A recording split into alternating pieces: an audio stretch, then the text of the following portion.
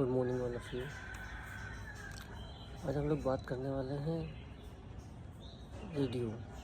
इसके बारे में सब लोग जानते हैं, सब लोग बचपन में सुना हुआ होगा, इस्तेमाल भी किया होगा।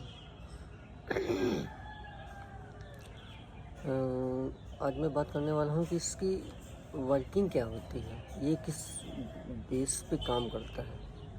ठीक है, क्योंकि अगर हम इसकी वर्किंग समझ गए, इसका लॉजिक समझ गए, तो हम लोग ब्रेन का लॉजिक समझ जाएंगे। क्योंकि हमारे निकोला टेस्ला साहब ने भी कहा है कि साइंटिस्ट बहुत बड़ा है। उन्होंने कहा है कि हमारा ह्यूमन जो ब्रेन है वो एक रिसीवर होता है। ठीक है, अब ब्रेन और ये रेडियो कैसे मैच करता है ये आगे चल के देखेंगे।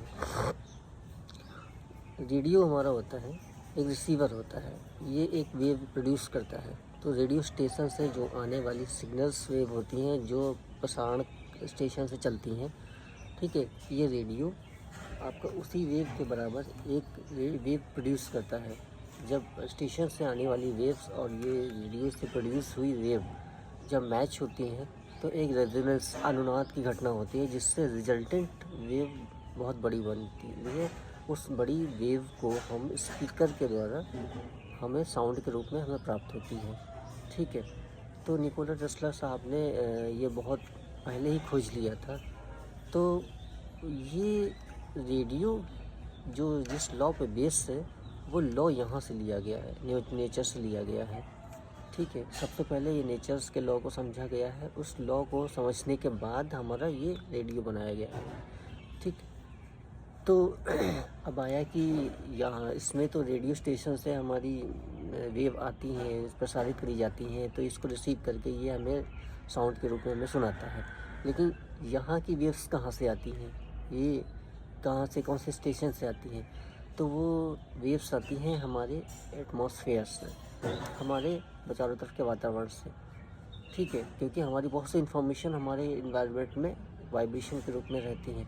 तो हमारा माइंड जिस चीज़ के बारे में सोचता है उसी टाइम के वेव के बराबर रिजल्टेंट वेव होती है, जो हमें रिजल्टेंट सामने दिखाई पड़ती है। तो तभी पुराने टाइम में कहा गया है कि जो है आप पॉजिटिव सोचें, क्योंकि इस एनवायरनमेंट में निगेटिव और पॉजिटिव दोनों वेव्स हैं। आप नेगेटिव सोचेंगे तो नेगेटिव से रेजोनेंस होकर आपकी नेगेटिव चीज़ें ही आपको चारों तरफ दिखाई देंगी। पॉजिटिव सोचेंगे तो आपको पॉजिटिव वेव्स से आपकी माइंड वेव्स रेजोनेंस होकर आपको पॉजिटिव चीज़ें ही आपकी लाइफ में आती रहेंगी। तो ये बहुत ही डीप और बहुत मिस्टीरियस चीज़ें हैं, अगर क्योंकि ये पुराने साइंटिस्ट निकोला टेस्ला जैसे साहब ने काफ़ी बेसिक्स लॉ, ये जितने भी, ये तो रेडियो हो गया है, बहुत सी ऐसे इलेक्ट्रॉनिक्स चीज़ें हैं, बहुत सी ऐसी खोजें हैं जो नेचर के बेसिक लॉ पे भी, लॉ से ही डिपेंड करके ये बनाई गई हैं। तो हमें अगर इसके लॉजिक को समझना है तो नेचर के लॉ को समझना होगा, या अगर नेचर के लॉ को समझना है तो हमें ये जितने ऑपरेटर्स आपके बनाए गए हैं इसकी किस बेसिक लॉ पे काम करते हैं, अगर आपने ये समझ लिया तो आपने नेचर के लॉ को भी समझ जाएंगे।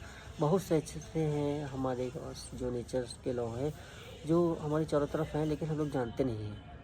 हमारे चारों तरफ है, लेकिन उसको जानने के लिए अगर आप छोटे छोटे डिवाइसेस या फिर साइंटिस्ट ने जो बनाया हुआ है उसकी कार्यविधि समझेंगे, उसको किस बेस पे वो डिपेंड है या काम करते हैं, तो आप नेचर के लॉ को भी समझ जाएंगे। उसी तरह आपका रेडियो हो गया, टेलीविज़न हो गया, बहुत सारी चीज़ें हैं, आप ध्यान देंगे तो आपको पाएंगे। तो आपको नेचर के लॉ पे ही आपकी बेस रख के बनाया गया है। तो आज के लिए मैं इतना ही ढूंढ के रखा हूँ बताने के लिए। तो अच्छा आप चाहते हैं तो पॉजिटिव सोचें, बुरा चाहते हैं तो नेगेटिव सोचें, चॉइस आपकी है। Thank you.